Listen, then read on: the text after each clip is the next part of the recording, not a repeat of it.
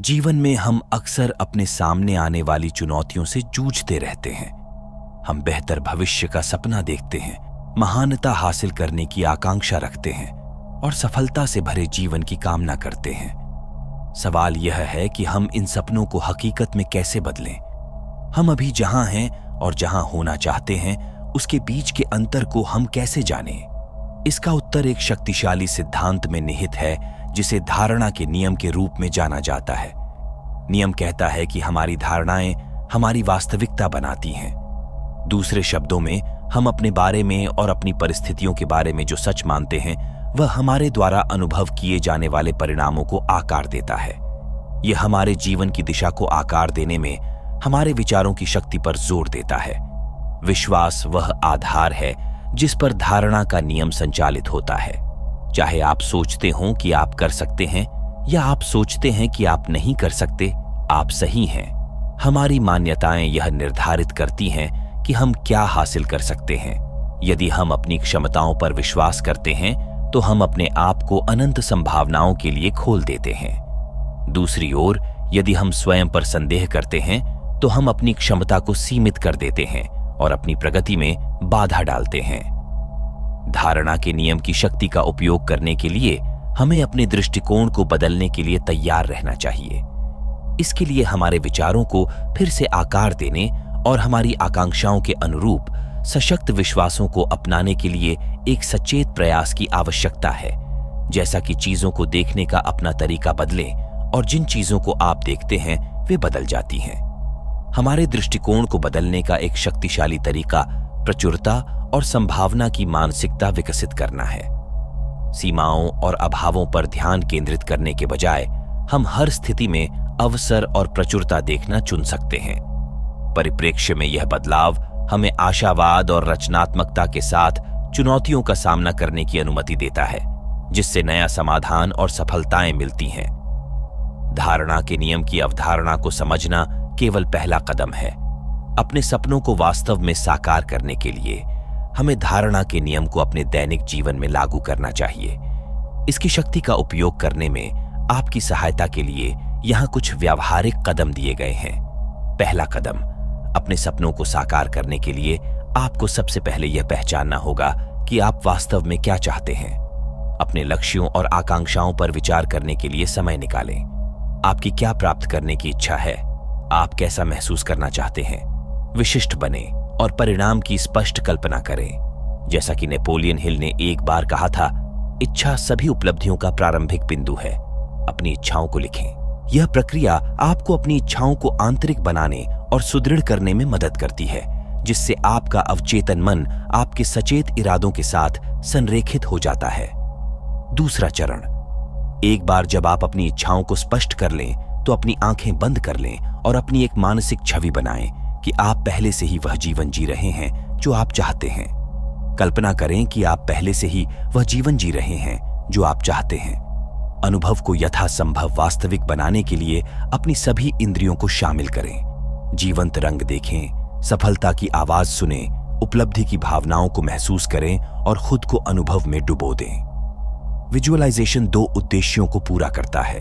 सबसे पहले, यह आपकी इच्छाओं को स्पष्ट करता है और आप जो प्रकट करना चाहते हैं उसकी एक विस्तृत तस्वीर बनाता है। दूसरे, यह आपको अपनी वास्तविकता से जुड़ी भावनाओं और विश्वासों को विकसित करने में मदद करता है।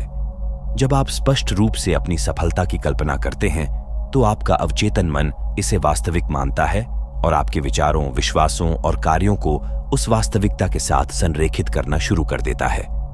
तीसरा कदम, प्रतिज्ञान शक्तिशाली उपकरण है जो आपके विचारों और विश्वासों को आपकी इच्छाओं के साथ संरेखित करते हैं।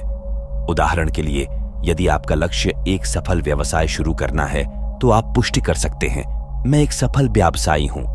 मैं अपने जीवन में अवसरों और प्रचुरता को आकर्षित करता हूं। हर दिन मेरा व्यवसाय बढ़ता है। सचेत रूप से अपनी वांछित वास्तविकता की पुष्टि करके आप अपनी धारणाओं को सुदृढ़ करते हैं और अपने सपनों की अभिव्यक्ति को आमंत्रित करते हैं। हम जो भी विचार सोचते हैं, वह हमारा भविष्य बना रहा है। अपनी वर्तमान वास्तविकता और अपने वांछित परिणाम के बीच अंतर को पाटने के लिए नंबर 4, ऐसे व्यवहार करें जैसे कि आपके सपने पहले ही सच हो चुके हों। जिस व्यक्ति के रूप में आप बनना चाहते हैं, उसके गुणों और आदतों को अपनाएं। उदाहरण के लिए, यदि आप एक सफल लेखक बनने की इच्छा रखते हैं, तो ऐसे अभिनय से शुरुआत करें जैसे कि आप पहले से ही एक प्रकाशित लेखक हैं। हर दिन लिखने के लिए समय समर्पित करें, लेखन कार्यशालाओं में भाग लें, अन्य लेखकों के साथ जुड़ें और खुद को किताबों की दुकान पर किताबों पर हस्ताक्षर करते हुए इस तरह से कल्पना करें जैसे कि आप अपने विचारों, विश्वासों और कार्यों के बीच एक शक्तिशाली संरेखण बनाते हैं। जैसे जैसे आप चरणों का पालन करते हैं, अब आइए सीमित मान्यताओं की पहचान करें। धारणा के नियम की शक्ति का पूरी तरह से उपयोग करने के लिए उन सीमित मान्यताओं को पहचानना और उन पर काबू पाना महत्वपूर्ण है जो आपको रोक सकती हैं। ये मान्यताएं अक्सर पिछले अनुभवों, सामाजिक कंडीशनिंग या आत्मसंदेह से उत्पन्न होती हैं। अपने विश्वासों की जांच करने के लिए समय निकालें और खुद से पूछें, मैं अपने बारे में और अपनी क्षमता के बारे में क्या विश्वास रखता हूं? क्या ये मान्यताएं मेरी सेवा कर रही हैं या मेरी प्रगति में बाधक है? सीमित विश्वास हमारे जीवन के विभिन्न क्षेत्रों में प्रकट हो सकते हैं, जैसे रिश्ते, करियर, वित्त या आत्म मूल्य।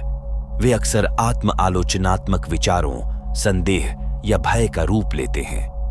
कुछ सामान्य उदाहरणों में शामिल हैं, मैं सफल होने के लिए पर्याप्त स्मार्ट या प्रतिभाशाली नहीं हूं, मैं खुशी और प्रचुरता का हकदार नहीं हूं, मैं जो कुछ भी करता हूं उसमें हमेशा असफल होता हूं। इन सीमित मान्यताओं की पहचान करके आप उन्हें अपनी सचेत जागरूकता में लाते हैं और उन्हें चुनौती देना शुरू कर सकते हैं।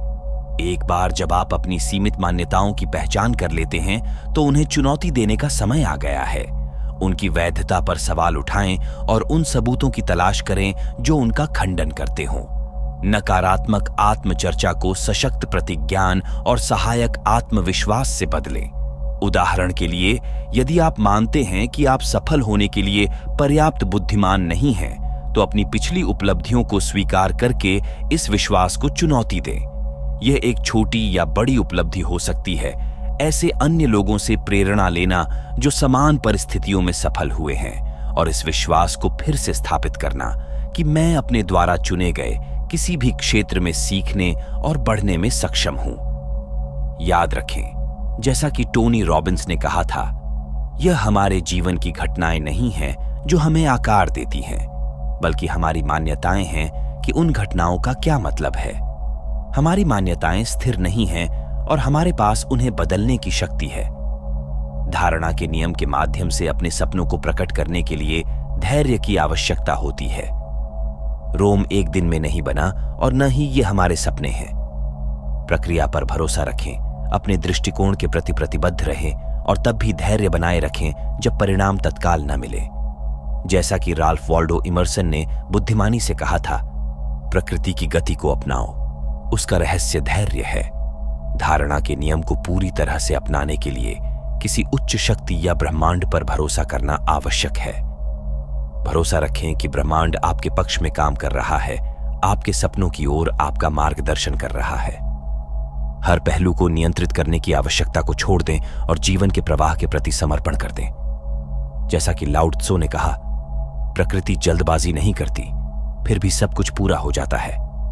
आपका भाग्य आपके हाथ में है और संभावनाएं असीमित हैं। यदि आप अभी भी मेरे साथ हैं, बधाई हो। मैं आपके भविष्य के प्रयासों के लिए आपको शुभकामनाएं देता हूं। धन्यवाद।